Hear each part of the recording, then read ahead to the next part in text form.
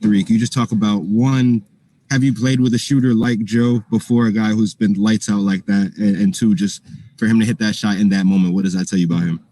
Big time. I think throughout the course of the year, we want to, put confidence in each and every one of our players from top to bottom, because at any given moment, somebody, can step up and make big plays, not even for the regular season, for postseason. So, huge shots for him and just all our shooters. We give them confidence that when we dish the ball out to them, just be ready to shoot. I don't care how many you miss. I don't care how many you make. And so big time for him, ready to shoot. Big time three for Kevin at the top of the three as well. Bruce Beck with NBC New York.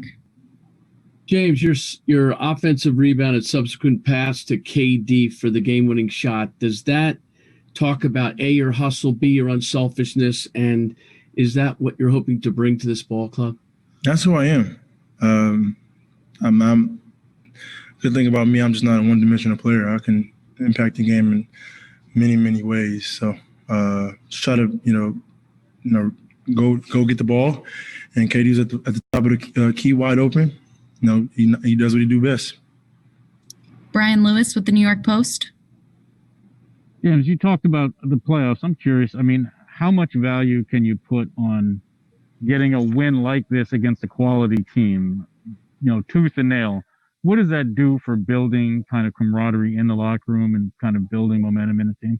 It's a huge win for us. This is our second game together. We haven't had one practice, so we just watch film and we go off our instincts. We just trying to learn on the fly, as I said before.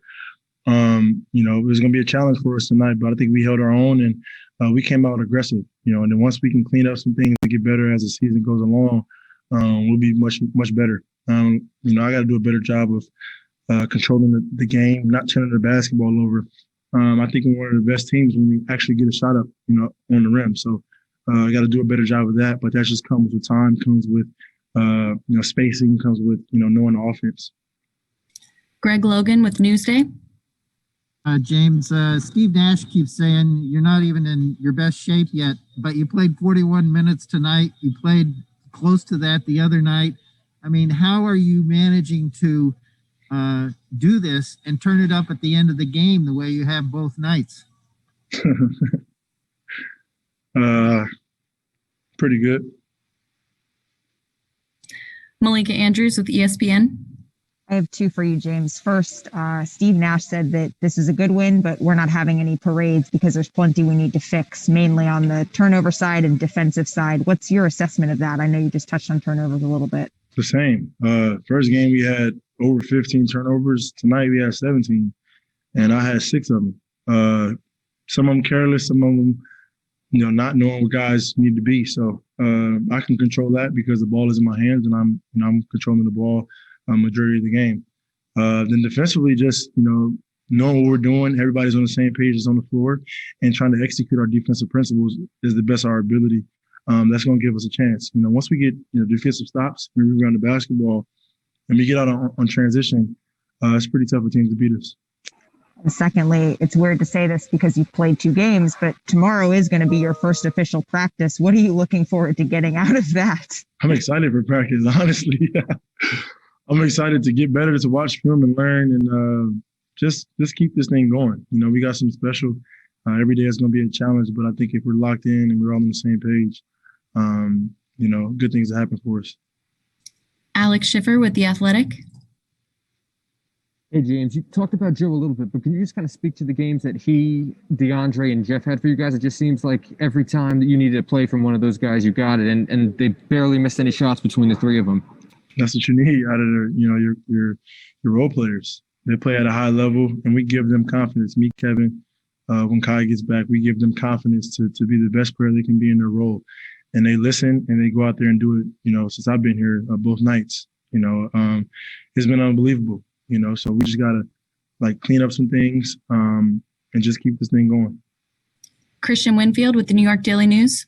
Hey, James, there were 2 distinct, examples of good defense, better offense. One was Kevin Durant hits Chris Middleton with the double crossover, then gets into the lane, 1-foot floater. The other one was you. I think Drew Holiday was guarding you in the corner, and then you just sidestep 3, shoot over him. When you can make plays like that where the defense is locked in and you still manage to score. Can you sense that the defense is kind of like, man, what can we do about this? And what do those plays do for a team, for your team, when you're able to hit those shots that defenses can't stop?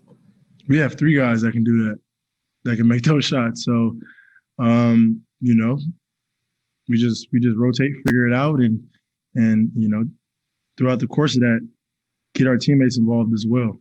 And that's when you got some going on when us 3 can do that individually and then get each other involved, get our teammates involved. Then it's like I said, it's going to be pretty tough, pretty difficult for teams to stop us. Taylor Rooks with Turner Sports. Hey, James, of course it was a great, team win, but you and Kevin seem to just have, a really great synergy together out there on the court. In what ways has you all's connection and chemistry actually improved this time around? We were young in Oklahoma City. We're grown men now. We know what we want. We really know the game of basketball now. We're not those young guys that just run around and want to just shoot and dunk all day. We know the games, we know spots, we know, teams plays. We're more advanced. And then for me, as I sit back, I know what type of player Kevin Durant is. He's one of the best players that ever touched a basketball. He's God-given, 7 foot, can basically do everything. So for me, it's not trying to compete with that. It's allowing Kevin to be the best Kevin he can be. And I'm going to make sure that I can make him better and then make my teammates better. Because at the end of the day, that's all that matters. Rachel Nichols with ESPN. Hey, James, I'm working on a project about Kobe Bryant, and I'm asking guys what they remember from the very first time they played him. So I guess your rookie year, the first time you were on the court going against Kobe, what do you remember from that night? For me, not to get, 50 dropped on me. My rookie year, we played against them in the playoffs. My rookie year, we played against them, and that's the year they won the championship.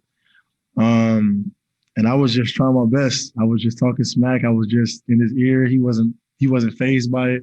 Obviously, millions of people talk smack to him every single day, but he's my idol growing up, and it was just a blessing to be able, on the same court as him and compete. You could probably, look up some footage, but me talking smack to him, me not really knowing what the hell I was doing, because I'm talking to the best basketball players, especially in my position, but I was just trying to be a competitor, and, I miss him. Do you remember some of the things you were saying to him, or can we say them on TV? Honestly, it didn't matter. Kobe Bryant, he did what he had to do. He's one of those special talents that don't come around very often, and not just on the court, but just off the court. He's one of the ones where you love, his energy and love to be around him. So, like I said, I miss him so much.